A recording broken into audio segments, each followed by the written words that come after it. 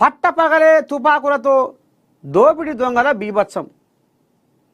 ఖజానాను కొల్లగొట్టాలని చందానగర్లో ఖజానా జ్యువెలర్స్లోకి చొరబడ్డ 6 దుండగులు లాకర్ తాళం లేదన్న సిబ్బంది కాలిపై కాల్పులు, తాళం మర్చిపోవడంతో అప్పటికే ఇంటికి వెళ్ళిన మేనేజరు చివరికి 10 కిలోల వెండి 1 గ్రాము గోల్డ్ ఆభరణాలతో పరారి. ఇక చూసిర్రా దొంగ బద్మాషిగాలు పట్టపగటీలి తుపాకులు తీసుకొచ్చి చంపేస్తాం అవి ఇట్లా గను చేత పెట్టి ఏం చేస్తాడు?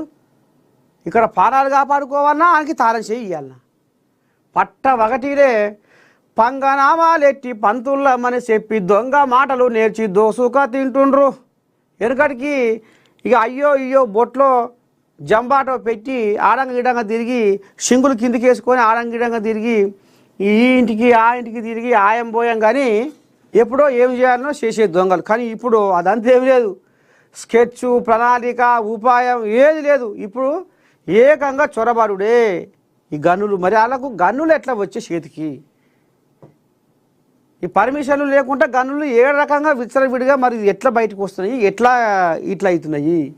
ఇక రేపు బడిపోయే బుడపోడు కూడా గను చేద్దామటే చదువు అంటున్నావు, నన్ను వేల్పిస్తున్నావు అని ఇట్లా తయారయ్యే కాలం ఉంది ఇప్పుడు. వాళ్ళు పట్టబాటీలు వచ్చి ఎడబట్ట బాటీలు వచ్చి గన్ను తీసుకొని వచ్చి ఒక 7-8 మంది సిబ్బందిని బెదిరించి వాడు తాళం చేయకపోతే కాలు కాల్చిందట. ఆ బుల్లెట్ మొత్తం కాలు లోపల వేయిందట. గిసవంటి దొంగలు తయారయ్యారు, గిసవంటి బట్టవాదిగాలు తయారయ్యారు. బాబ్బా ఇక చూడు, ఆయన కాల్పుల్లో గాయపడిన సతీష్ లాకర్ తెరిచే అవకాశం లేక డిప్యూటీ మేనేజర్ సతీష్కు తుపాకీ గురిపెట్టి లాకర్ తాళం ఇవ్వకుంటే చంపేస్తామని బెదిరిస్తూ నిందితుల్లో ఒకడు మొదటి అంతస్తులోకి తీసుకెళ్లాడు. తాళం తెచ్చేందుకు మేనేజర్ బయటికి వెళ్ళాడని చెప్పగా కోపంతో అతని కాలుపై కాల్పులు జరిపాడు. దీంతో సిబ్బంది కేకలు పెడుతూ తలో మూలకు వెళ్ళి దాక్కున్నారు. ఏం చేస్తారు? ఇక ఏమన్నా అంటే నోరు తెరిస్తే ఈ ఏడగాలుస్తాడో మా తలకాయకు, మా పొట్టకు, మా సాతికి అని వాళ్ళ భయం వాళ్ళకే ఉంది. అనంతరం దొంగలు డిస్ప్లే అద్దాలు ధ్వంసం చేసి 10 కిలోల వెండి, పలు 1 గ్రామ్ గోల్డ్ ఆభరణాలతో పరారయ్యారు. ఈ తతంగం మొత్తం 10 నిమిషాల్లో జరిగింది. తరువాత సిబ్బంది పోలీసులకు సమాచారం ఇవ్వడంతో Cyberabad police commissioner Avinash Mahanty, Madhapur DCP Vinay, ACP Srinivas, Chandanagar inspector Vijay ఘటనా స్థలాన్ని పరిశీలించారు. క్లూస్ టీమ్ 2 ఖాళీ షెల్స్ స్వాధీనం చేసుకుంది.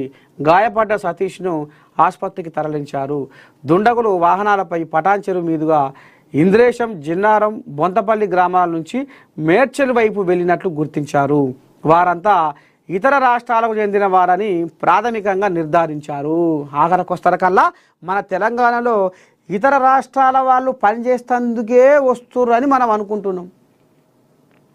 ఇవాళ పెద్ద పెద్ద హోటళ్ళల్లా వేరే రాష్ట్ర పనులే, పెద్ద పెద్ద కంపెనీలల్లా వేరే రాష్ట్రాల వాళ్ళే, పెద్ద పెద్ద కాంట్రాక్ట్ పనులల్లా వేరే రాష్ట్రాల వాళ్ళే, పెద్ద పెద్ద ఆఫీసులల్లా వేరే రాష్ట్రాల వాళ్ళే, పెద్ద పెద్ద కంపెనీలకు సెక్యూరిటీ గార్డులు వేరే రాష్ట్రాల వాళ్ళే. ఇక ఈ పట్నంలే కాదు, పల్లెటూళ్ళల్లా వడ్లు మార్కెట్లో వడ్లు కాంటనేస్తోళ్ళు కూడా వేరే రాష్ట్ర పనులే. ఇంకేమైనా చిన్న చితక పనులు చేయాలన్నా వేరే రాష్ట్ర పనులే. మన తెలుగు రాష్ట్రాలకు చేత కాదు, ఏమున్నా తాగాలి, పండాలి, తిరగాలి, తెల్లబట్టలు వేసుకొని ఊర్లు గాలియాలి. కానీ ఇప్పుడు ఈ వేరే రాష్ట్రాలు ఇంత పగటికి పగగా వచ్చి పట్టపగటీలి బాంది ఊరు కాదు, పల్లె కాదు, జిల్లా కాదు,